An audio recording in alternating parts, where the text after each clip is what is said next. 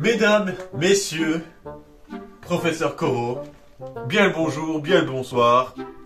Voilà, voix de commentateur, ça passe bien. Voilà, monsieur Corot est plutôt content, il est heureux d'être avec nous aujourd'hui, ça va, en ce moment je le maltraite pas trop, un petit peu de temps en temps, mais sans plus, ça va. Comme vous le savez très certainement, l'être humain est stupide.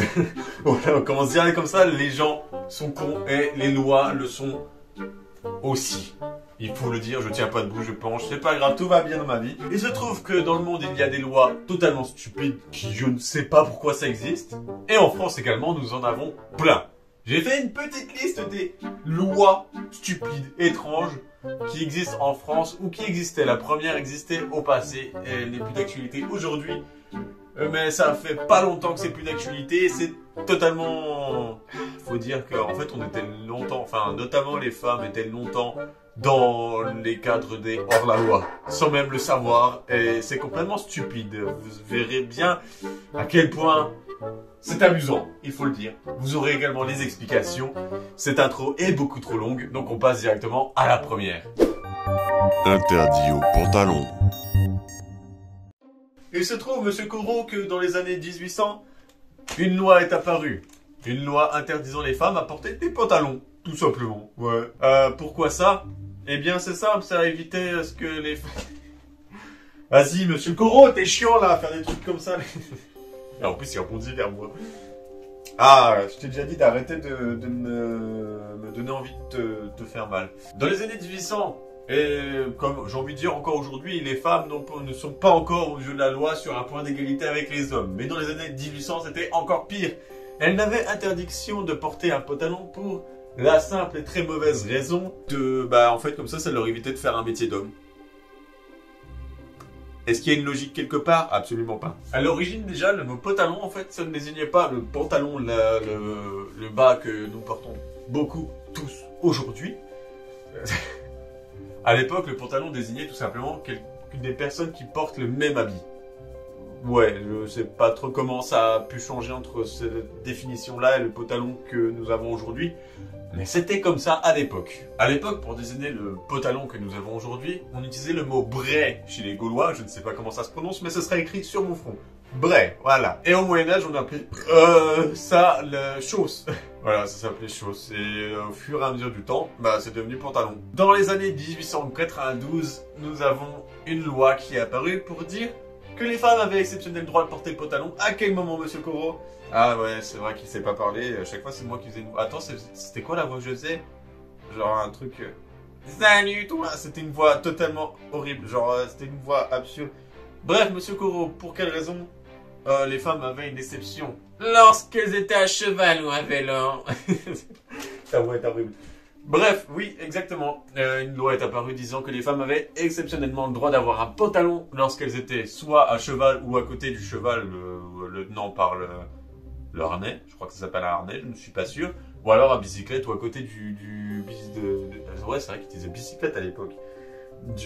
À côté de la bicyclette, ouais, c'est ça, c'est de la bicyclette. Putain, ça a tellement... Ouais, j'ai pas l'habitude de dire ça. Ou alors quand elle marchait à côté d'une bicyclette ou sur la bicyclette, elle pouvait porter un pantalon. Mais la question la plus amusante, c'est quand est-ce que cette loi a disparu? Dites-vous qu'il y a encore quelques années, certaines femmes étaient hors la loi. Car cette loi, bon, tout le monde s'en foutait royalement, hein, c'est pas un flic qui allait dire quoi que ce soit. Mais c'était seulement en 2013. Cette loi a disparu en 2013. Donc, genre... Avant 2013, genre en 2012, une femme en pantalon était hors la loi. Et c'est chaud de se dire ça quand ils ont entendu 2013 en dire bah ouais, les femmes elles ont le droit de porter un pantalon. Alors que beaucoup de femmes le faisaient, mais même... vous savez très bien où je veux en venir, c'est totalement absurde, c'est n'importe quoi. Et en plus déjà en 2013, il y avait déjà beaucoup de mouvements comme quoi les femmes ne sont pas sur un pied d'égalité. Ouais, ça se comprend. Et aujourd'hui encore, elles ne sont pas encore sur un point d'égalité au niveau des salaires ou autres. Ah, on est bien dans la merde dans ce monde.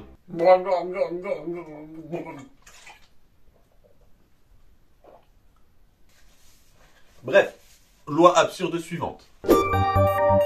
Napoléon, le cochon.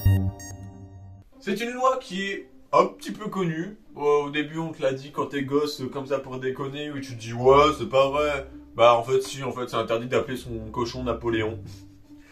Parce que notre cher ami Napoléon, déjà, il avait il était très susceptible. Et étant donné qu'il était petit, voilà, on appelait son cochon Napoléon, c'était assez courant dans le Moyen-Âge, donc... Enfin, le Moyen-Âge, est-ce que c'était au Moyen-Âge Napoléon jaune, j'en sais rien. Oui. Étant donné que le cochon est un animal associé aux déchets, puisque à l'époque, on donnait beaucoup les déchets aux cochons, et parce que les cochons, ça bouffe de tout et n'importe quoi. Même ta sœur, il l'a bouffé. Donc, vu que c'était associé... Pourquoi je claque toujours des doigts, là? Monsieur Corot, t'es où? Merde, je t'ai balancé là-bas. C'est vrai qu'on le voit pas, du coup, quand je suis debout, là. Non, si je le mets là. On le voit? Ah bah, il tombe.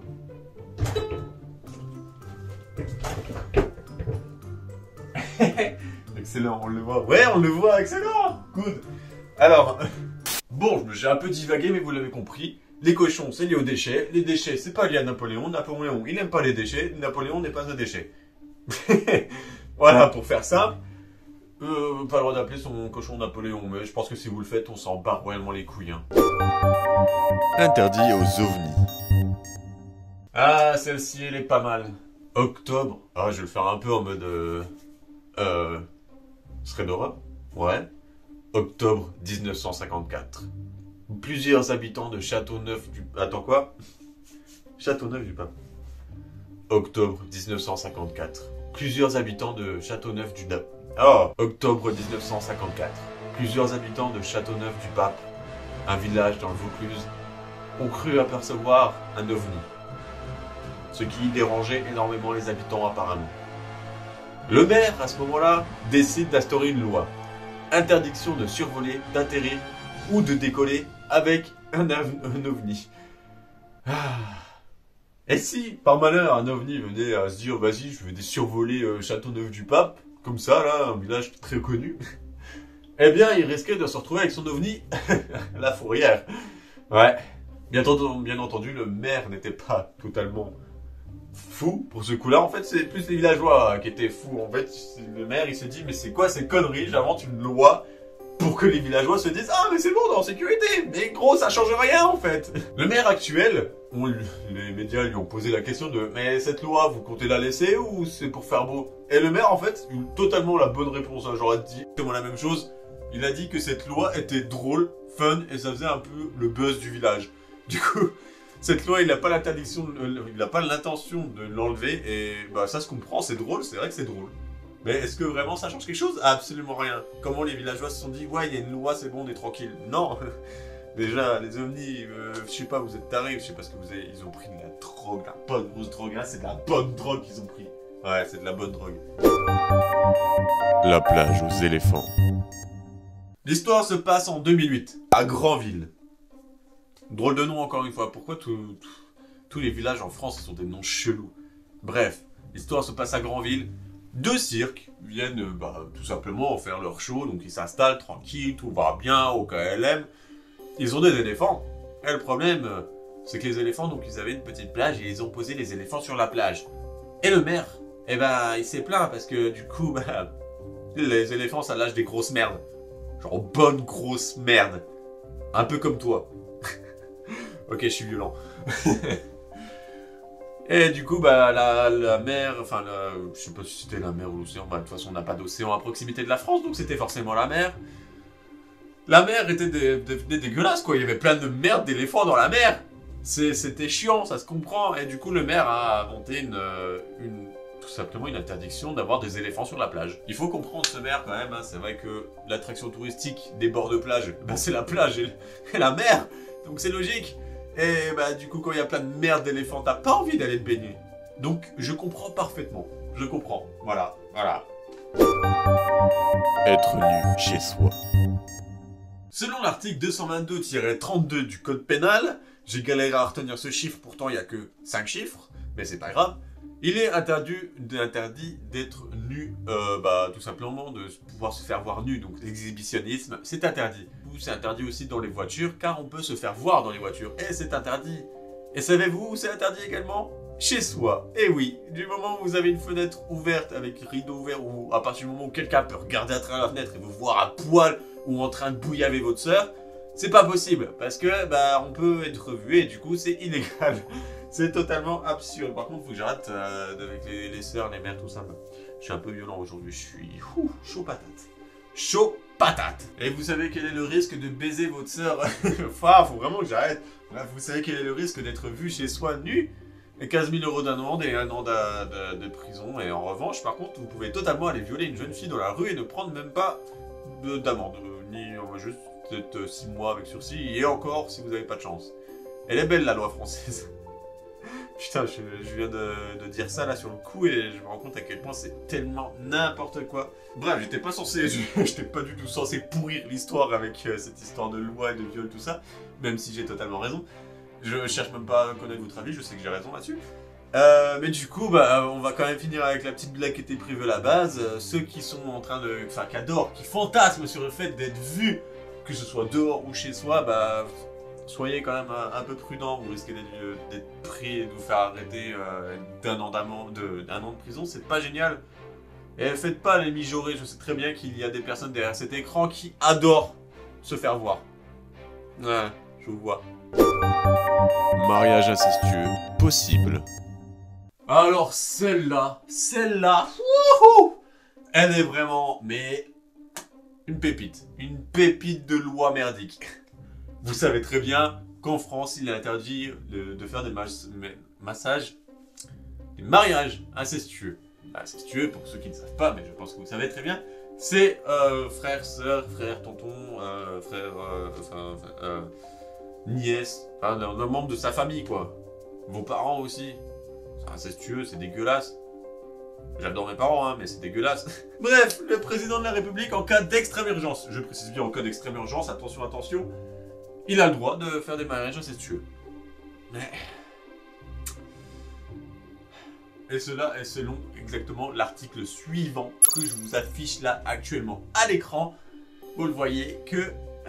Ouais, j'ai vérifié plusieurs fois, hein, sur plusieurs sites enfin, vraiment qui sont sécurisés, qui sont du gouvernement. Ouais, c'est vraiment possible. Interdit aux moustiques.